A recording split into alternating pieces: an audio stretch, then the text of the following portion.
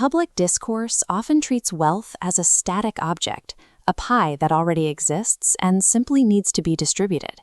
In this view, equality is the natural default, and any deviation from it must be the result of a flaw in the slicing. But history tells the opposite story. Extreme poverty is the baseline of the human species. For the vast majority of our 200,000-year history, the normal state for almost everyone was a level of deprivation we would find unimaginable today. Early prosperity was an extreme anomaly. While the ancient Greeks were laying the intellectual foundations of Western civilization and engineering the Acropolis, the inhabitants of Britain were illiterate tribal peoples, living in primitive huts, without a single stone building to their name. Wealth is not a pile of matter, it is a fragile process. Like a tornado, it requires a rare, specific alignment of prerequisites.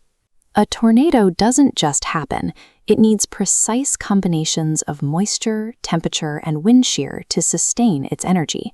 If you have 9 out of 10 conditions but lack the last one, you don't get 90% of a tornado, you get a breezy day. Economic prosperity works the same way. If a single geographic, cultural, or political variable is missing, the entire wealth-generating equation drops to zero. To understand why prosperity is so rare, we must systematically deconstruct the 4 layers of the system that makes it possible. Analyzing what causes poverty is a dead end, because poverty is the default state of nature. The real question is, what are the specific mechanisms that trigger and sustain wealth? Geography is the hardware of this system. It isn't a predetermined destiny, but it creates the physical boundaries of friction and buoyancy that either expand or constrict human opportunity. Consider the shipping economics of the 1830s. Moving 1 ton of cargo just 300 miles over land cost roughly $30, but moving that same ton 3,000 miles across the Atlantic Ocean cost only $10. Water transport is so efficient that distance becomes secondary to access. Before the Transcontinental Railroad, it was cheaper for a merchant in San Francisco to receive manufactured goods from a port in China than it was to haul them overland from the Missouri River. Mountainous terrain creates the opposite effect, extreme friction. In the 19th century, the city of Tiflis found it cheaper to import oil from Pennsylvania, 8,000 miles away by sea, than to haul local oil 340 miles through the Caucasus Mountains. The oil fields of Baku were a massive resource, but their geography kept that supply economically trapped, unable to reach markets at a competitive price. Rivers are the highways of the ancient world, but not all are created equal. Western Europe is a flat plain with slow, navigable rivers. In contrast, the African plateau causes rivers like the Zaire to be plagued by cascades and waterfalls, which block inland shipping and destroy the profit margins of trade. Climate adds another layer of friction. In Eastern Europe, even flat rivers lose their economic value for a quarter of the year when the winter freezes them solid. This physical isolation translates into cultural isolation. Geography also dictates inputs. The Americas lacked large transport beasts, while poor Mediterranean soil pushed locals away from farming and into maritime trade networks. Before a single person makes a choice, the geography hardware has already tilted the board, creating massive disparities in the potential for wealth. But geography is only the stage. The script is written by human capital, the accumulated skills, discipline, and cooperative habits of a population. Cultural software often evolves as a response to geographic challenges. In temperate zones with lethal winters, the sheer necessity of planning months ahead to avoid freezing or starvation fostered a culture of long-term agricultural discipline and food preservation. These habits manifest today as social trust. In global wallet drop experiments, the trust radius of a culture is visible. Some nations see a near 100% return rate, while others see as low as 20%. High trust drastically lowers the cost of doing business. A culture's willingness to learn from others is a massive multiplier. 19th century Japan achieved a rapid rise in living standards, specifically by identifying and adopting Western technological and organizational models.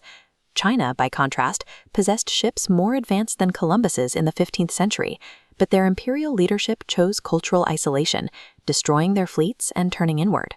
They paid for that decision with 600 years of stagnation.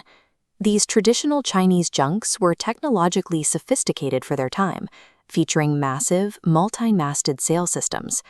They represent a wealth-generating capacity that was deliberately abandoned. Because human capital resides within people, it is fully portable. Unlike land or gold, skills and work ethics cannot be permanently confiscated by a state. When the Gujarati population was expelled from Uganda in the 1970s, they arrived in Britain with literally nothing. Yet, within one generation, they had rebuilt immense commercial wealth.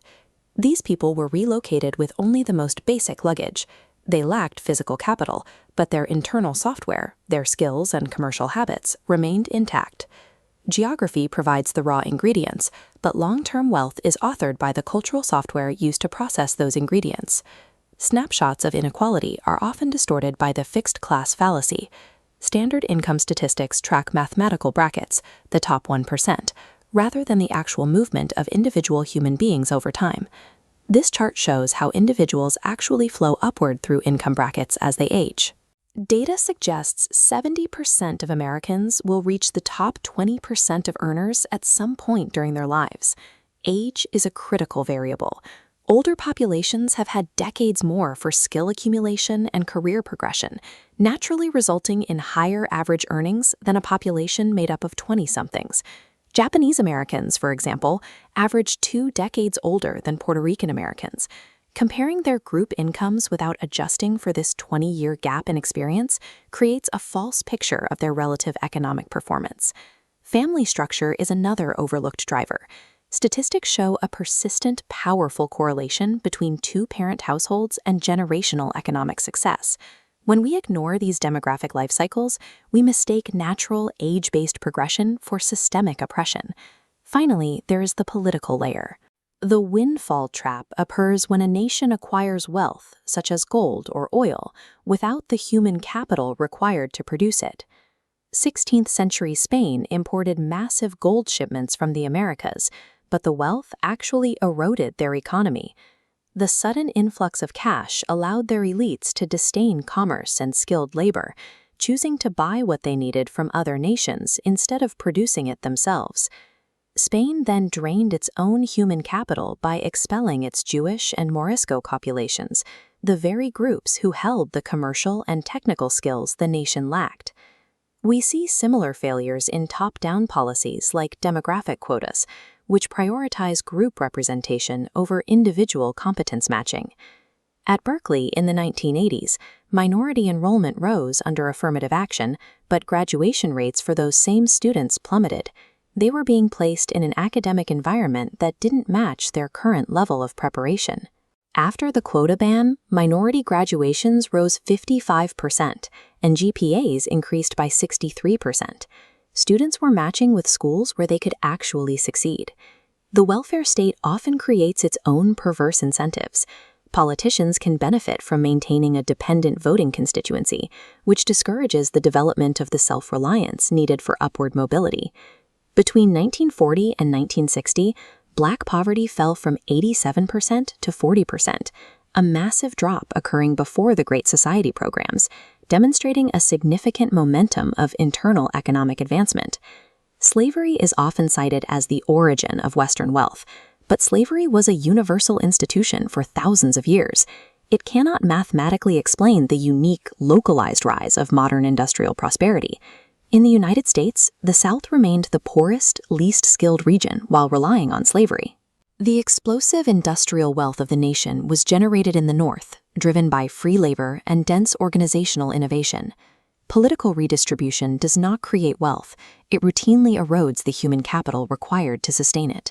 Prosperity happens only when these layers spin together. Geography, culture, and free markets must align to create the process of production. This creates a cumulative advantage. Once these specific conditions are met, wealth builds exponentially upon itself, fueling a cycle of innovation and reinvestment.